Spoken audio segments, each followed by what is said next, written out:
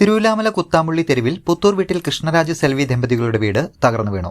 ഇന്ന് രാവിലെ 9:30 സംഭവം. വീടിന്റെ ഓടുമേഞ്ഞ മേൽക്കൂരയാണ് തകർന്നു വീണത്.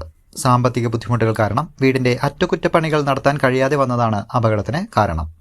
അപകട സമയത്ത് കൃഷ്ണരാജ്, സെൽവി, അവരുടെ മകൻ അനിൽകുമാർ, അനിൽകുമാറിന്റെ ഭാര്യ, കുട്ടി എന്നിവർ വീടിനുള്ളിൽ ഉണ്ടായിരുന്നെങ്കിലും അത്ഭുതകരമായി രക്ഷപ്പെടുകയായിരുന്നു.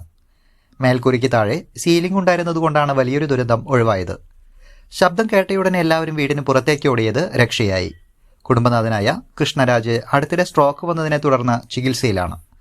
സൂക്കേടുകാരിയായ ഭാര്യ സെൽവി ചെറിയ കൂലിപ്പണികൾ ചെയ്താണ് കുടുംബത്തെ പോറ്റുന്നത്. ഈ സംഭവം പ്രദേശവാസികളിൽ ഞെട്ടലുണ്ടാക്കിയിട്ടുണ്ട്.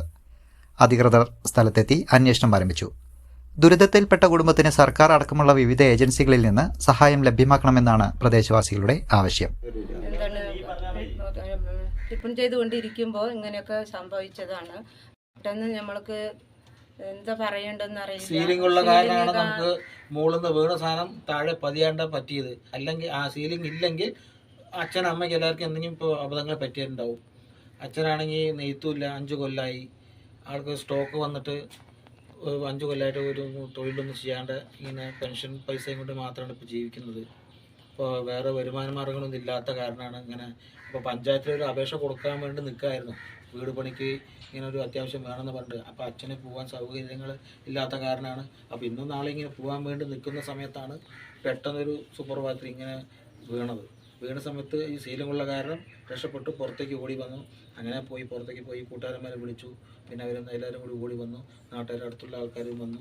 എല്ലാവരും കൂടി സഹകരിച്ച് ആ ഊട് ഇറക്കി തന്നു. അല്ലെങ്കിൽ ഊട് ഇറക്കി തന്നില്ലെങ്കിൽ വീണ്ടും താഴെ വീടുണ്ടെങ്കിൽ ആ സീലിംഗ് പൊട്ടി വേറെ താഴത്തുള്ള സാധനങ്ങളടക്കം എന്തെങ്കിലും ബാധ്യത ഉണ്ടായിട്ടുണ്ടാവും. അപ്പോൾ അത് കാരണം ആ ഊടൊക്കെ താഴത്തേക്ക് ഇറക്കി വെച്ചിട്ട് ബാക്കി വീഴാണ്ടിരിക്കാൻ കൂട്ടുകാരെല്ലാം കൂടിയിട്ട് കയറിട്ട് കെട്ടി ഇപ്പോൾ താൽക്കാലം നിർത്തി വെച്ചിരിക്കുകയാണ്. ഇപ്പോൾ എന്താ ചെയ്യാന്ന് അറിയില്ല.